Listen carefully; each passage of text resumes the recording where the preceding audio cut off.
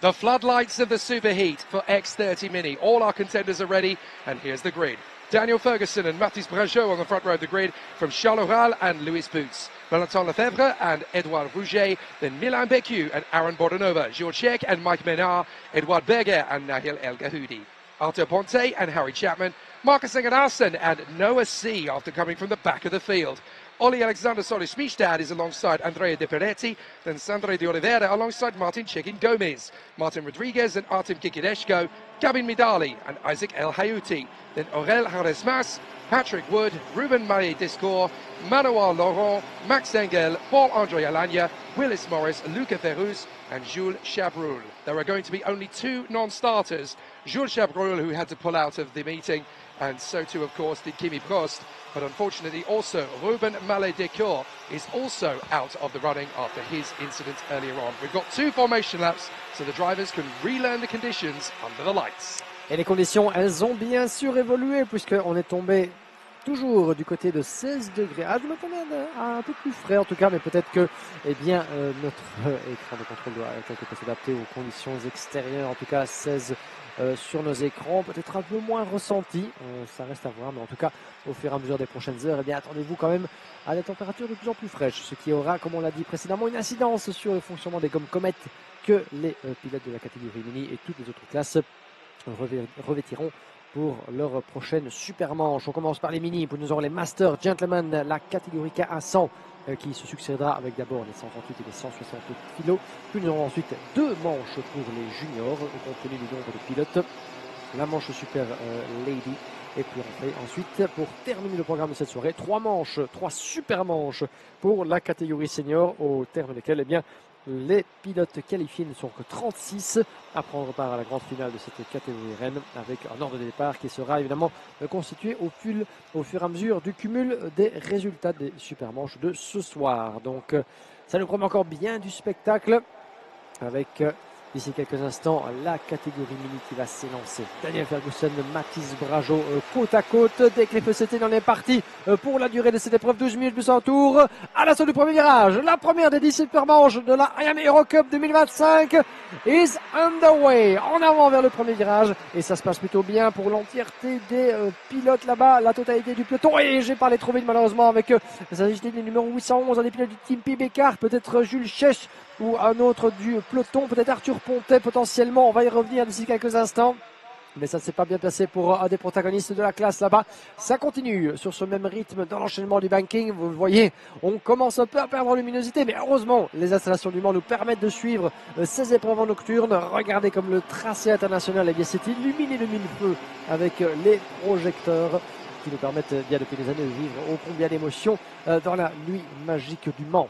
Ça se passe bien pour Daniel Ferguson et attention l'attaque potentielle d'un des pilotes PBK, c'est Charles Ural qui, avant même la fin du premier tour, prend le commandement. Bien joué de la part de Charles, bien belle manière, un dépassement et qui leur a été démontré là tout en maîtrise. Premier tour de bouclé, Charles Ural en tête, mais Daniel Ferguson compte bien, lui rendre la monnaie de sa pièce. Wow, what a fantastic start to this race then. So a very exciting charge forward from Charles Ural, who's been able to make this go in his favour. A brilliant, exciting battle from Daniel Ferguson. Milan Beccu has got himself back into that third position charge point now, but he's got so much pressure from the drivers around him as competitors are still trying to find those gaps. And there's two cars come together in the S's. We've got two drivers off the road in unison, and it looks as though they're both going to drop right to the tail of the field. That is one of the Birolats that has gone all the way down to the fast point, and it looks as though both drivers have recovered, but of course they will now have to go from the very tail of the field, and they were in around the top 10. I think it's Valentin Lefebvre who's got caught up in an incident there, but so too have Louis Boots and Noah C. After all that hard work Noah C did earlier to make up 62 places in 3 heats, now he's gone all the way to the back. It's like all that hard work has been undone. Ouais, malheureusement, une course qui s'achève avant même qu'elle ait pu vraiment commencer pour notre malheureux pilote Noah C de Spirgel Racing, qui comme Lewis Boots et l'autre pilote impliqué là-bas dans une bagarre qui aura mal tourné, se retrouve en queue de peloton avec un abandon imminent pour les deux concurrents. Lewis Boots bon dernier et Noah C qui est toutefois encore en piste, pardon. Noah C 28e et Lewis Boots bien 32e et bon dernier de cette épreuve. En attendant, de retour du côté des leaders, Daniel Ferguson qui a repris la tête des hostilités, poursuivi tant bien que mal par Charles Ural, alors que la deuxième place va changer de main. Milan Bekou, le jeune champion de Belgique 2025, qui plonge à la corde et qui s'empare de cette deuxième place, bien décidé à renverser son week-end autant faire se peut après quelques désillusions lors des manches qualificatives. Et vous l'avez vu gesticuler à son adversaire de tête, Daniel Ferguson. Continue d'avancer, continue de pousser. Je ne vais pas t'attaquer dès maintenant. On reste ensemble, on essaie de creuser l'écart le plus vite possible. Il y a certainement un petit peu de jeu stratégique évidemment derrière, de jeu d'influence. C'est évidemment aisé de faire croire à votre adversaire que vous allez rester derrière avant de porter votre attaque. Et c'est exactement ce que Milan Bekou vient de faire en 2-3 virages. Voilà le jeune pilote du team EGP Racing qui se porte en tête de cette super manche de la catégorie mini. Now we're going to see what happens as things start to tidy up with Milan Beku taking over the lead for the first time in the Superheat for X30 Mini. Daniel Ferguson still giving chase, but the queue is building behind them. Charles Ural, Mike Menard, Mathis Prejeux, Edouard Roger, Naël El Gahoudi and Valentin Lefebvre. They're all in the mix and it's very difficult to know who's going to have the better tyres over the course of this race. We've said this before. Now that we're under the floodlight, oh, bit of a spin further back and it actually brought out sparks. So somebody in very big problems there as that's a race gone over. I wonder if that is an engine seizure, in fact, for Alexander Sola-Schmistad, the Norwegian. So Sola-Schmistad, I'm afraid, is out of this one. But it looked to me like he lost it in the middle of the corner, getting back on the power. I wonder if that's an engine seizure. As up the inside comes Ferguson, and he's not the only one to get there because Mike Menard is going to go with him, and there could be Charles Ural making it 3. No, Milan Beku shuts the door before the gap really opens up. So now it's Daniel Ferguson from Mike Menard and Milan Beku. Et un pilote en difficulté malheureusement, Ole Alexander Sorli qui a dégringolé dans notre hiérarchie. Je pense qu'il a dû mettre pied à terre du côté de la sortie du banking. Donc un nouveau pilote qui malheureusement voit sa course réduite à néant. Et c'est bien dommage. On revient avec les deux leaders et la tête justement qui change. Daniel Ferguson qui plonge devant Milan Beku à la corde du banking. Est-ce que ça passe pour le pilote BMR? Oui. La Grande-Bretagne en tête de cette super manche avec Daniel Ferguson devant. Puis nous avons le reste du peloton, Milan Beku, Mick Menard, Charles Ural, Mathis Brajot avec Naïl El Gahoudi remontée de 6 positions pour s'inviter à la fête. Et elle promet d'être ô combien divertissante jusqu'au terme de cette super manche, croyez-moi, avec encore 7 minutes et un tour. On fait le pointage, Ferguson, Beku, Charles Ural, Menard, Brajot, El Gahoudi, Edouard Rugier-Zouel qui n'est pas loin derrière, tout comme Valentin Lefebvre. Ils sont 8 dans la même image. Choisissez votre vainqueur parce qu'il y a du choix à se faire. Ça va être très compliqué pour l'un comme pour l'autre de parvenir à garder la position. Surtout Daniel Ferguson qui est la proie que les 7 autres rivaux veulent croquer tout cru. On espère pour lui qu'il pourra éventuellement se mettre à l'abri. Et ce serait une belle récompense après des manches qualificatives quelque peu chahutées. La bataille fut enragée dans cette catégorie. Mais Milan Beku répond et passe au virage du banking.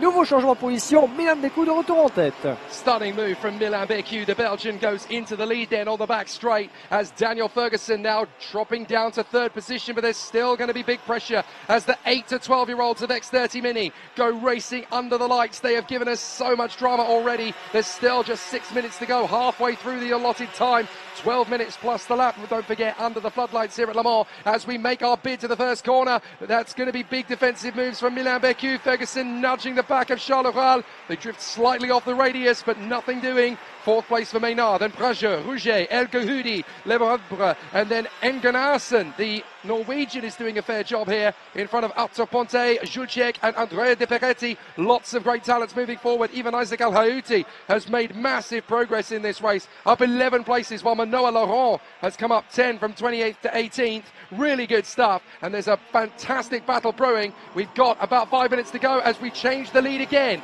That is no longer Milan Beku leading the way. It is now Charles Ural. Et voilà, le duel est lancé plus que jamais. Charles Ural sous les couleurs du team PB Sport avec EGP, la famille Ekmans qui suit de près les prouesses de leur espoir Milan Beku. Après ses exploits du côté de la Ayame Series Benelux, il est bien décidé à accrocher à son palmarès cette Ayame Eurocup qui fut gagnée l'année passée par Lucas Doyon dans cette catégorie, qui pour lui succéder dans l'arène du Mans. Milan Beku en est certainement un des candidats à la victoire. On verra ce qu'il en sera au terme de cette super manche et les comptes qui seront faits dans la foulée en vue de la grille de départ de la finale de demain. Mais pour l'instant, Eh bien, c'est Charles Ural qui appose sa loi et Beku qui perd une nouvelle position. Daniel Ferguson, le leader des manches qualificatives, vainqueur à 2 reprises. Poleman, il se serait certainement bien vu en tête de cette épreuve avec 1 seconde et demie d'avance au terme des premiers tours. Il n'en est rien. Il doit batailler avec la pression de Beku, avec Mick Menard du DN Racing juste derrière. Beku qui tente de contre-attaquer. Il était trop loin pour éventuellement lancer son attaque dans le banking. Il va devoir s'y remettre à plus tard. Beku qui est un petit peu chahuté là-bas parce que vous le voyez juste derrière, il a Menard, Brageot, Édouard Ruget et le reste du peloton encore très compact qui est prêt à lui mener la vie dure. Il parvient à conserver la trajectoire, mais pour combien de temps? Parce que le plus il résistera, eh bien, le plus il sera distancé par Daniel Ferguson et Charles Ural. Donc toute la question de savoir, c'est de pouvoir rester concentré, mais quelle tâche ardue les attend? What an absolute thriller now as Charles Ural has got such big pressure from the British driver Daniel Ferguson all over the tail of him now as we work our way up to the second sector. Ferguson finding the inside line and retakes the lead, so the British driver gets in front of Charles Ural, but Milan Beku now fancies his chances, opens the floodgates, the door opens up and now Charles Ural finds himself down to 4th place behind Mike Menard. So it is Ferguson, Beku, Menard, Ural, Brageot and El Gahoudi. Some big movements all the way through this field, but it's never going to be easy to predict as they continue to charge their way forward off the turn and out down the back straight once again. Ouais, superbe foire dans le poigne, on est loin d'avoir tout vu avec encore 3 minutes et un tour. Les minutes s'égrènent, oh, et ça se contacte légèrement, en tout cas ça se chatouille légèrement les roues à l'approche du virage numéro 14 avant cette chicane, et ça passe en catégorie mini en tout cas, puisqu'ils sont moins larges que les autres, ça passe presque à 3 de front dans l'enchaînement de cette chicane. Pour l'instant, personne n'ose broncher avec Ferguson, Menard, Milan Beku en 3e position sous la pression de Mathis Brageot. Charles Ural qui a perdu quelques positions dans la bagarre, le voilà 6e seulement, le pilote Pibicart malmené un petit peu par Nail El Gahoudi avec Édouard Ruget juste devant lui, les 2 équipiers de Spirit Racing, Mathis Brageot et Édouard Ruget, 4 et 5 pour l'instant. Ça fait toujours du bien d'avoir son équipier au cœur de la bataille pour éventuellement se donner un petit coup de motivation en plus. Mais pour l'instant, eh bien, cette super manche semble, pourquoi pas, tomber dans l'escarcelle de Daniel Ferguson à condition de pouvoir augmenter son écart, ce qui est toujours chose évidemment plus facile à dire qu'à faire, puisque Mick Menard, l'un des protagonistes de la saison dernière dans cette catégorie, il avait terminé 2e de la finale de dimanche. Mick Menard, il veut éventuellement accrocher cette victoire à sa boutonnière, et quelle belle manière d'aller chercher pourquoi pas la pole au terme de cette super manche. What an opportunity this is now for Milan Beku, having got himself back into second position at the expense of Mike Menard. Now he's going to have to try and go after the race leader, Daniel Ferguson of Great Britain. But are we going to see some more big charges from the mid of this pack? Because now the lead is very small indeed and run wide there, unfortunately, from Arthur Ponte. That's going to give Mathis Brageot and Edouard Rouget the chance to come through on the inside, which they do at turn 1. And now you can see that Milan Beku is getting a little bit of support from Mike Menard as they hop over the curbs. They give a little bit of sparks flying underneath the carts as the chassis strikes the deck when it lands. So now we're going to see if there's going to be another big attack. Mike Menard going with Milan Beku. No, he's going to go rogue. He'll go up the inside and take the second position away from him. So up to P2 goes the Frenchman Mike Menard, but he has got a big amount of work to do if he wants to get back on terms with the leader Daniel Ferguson. Is there going to be enough time? Because we've got just a minute to go in this one, and Milan Beku has got Arthur Ponte no longer for company. It's Mathis Brageot. So arguably the best 4 drivers of the week so far are now in the best 4 places. Game on! Et en effet, game on, c'est ici que tout peut se jouer. On le rappelle évidemment que l'ordre de la grille de départ au terme des super manches sera déterminé par l'accumulation des points entre les manches et cette super manche. Donc le vainqueur, que ce soit eh bien, dans ce cas-ci Mick Menard ou tout autre, n'est pas forcément assuré de s'élancer de la pole position. Si Daniel Ferguson reste où il est en tête devant Mick Menard, eh bien, ça signifie qu'il aura pris le maximum de points après avoir mené le classement des manches avec une victoire en plus dans cette épreuve. On n'en est pas encore là. Mais comptez que la victoire dans le cadre de la Supermanche compte pour 75 unités. Si vous rajoutez aux 50 que vous cueillez par victoire dans les manches. Donc ça c'est pour les petits calculs. Retenez pour l'instant que Daniel Ferguson a terminé leader, d'où sa pole position dans cette finale devant Mathis Brageot et Charles Ural. Les écarts sont encore assez faibles et bien sûr ils vont en être encore davantage chamboulés au terme de cette épreuve. Mais un qui tient le bon bout, c'est Daniel Ferguson, c'est votre leader depuis la pole, et certainement il mise secrètement sur une bataille derrière entre Mick Menard, Milan Beku et Mathis Brageot pour éventuellement lui permettre de se donner un petit peu d'air. So let's see if there's going to be a little bit more badinage between the top 5 going into the last lap of the X30 Mini Superheat. This is the last chance to get a good seat on the grid for the final tomorrow, and it's absolute skittles. Milan Beku finds the gap round the outside. An absolutely extraordinary overtaking move from Milan Beku. Where did he find the gap? And moreover, where did he find the momentum? Amazing from the Belgian. So now Milan Beku hits the front in front of Daniel Ferguson with Mike Menard in the mix of the run. There's big defensive tactics coming from Milan Beku. Could be a run around from Mathis Prejot. Can he find a gap on the inside line? He's going for it, and they contact. Mathis Prejot and Mike Menard have tangled, and they've gone together. They go way backwards down the field. That's Nahiel Al-Gahoudi, who's come up in a third position. Amazing opportunism from him, but it's going to be Daniel Ferguson all over Milan Beku to the line, out of the final turn. Who's going to get there? It's going to be Milan Beku by millimeters. Oh my word,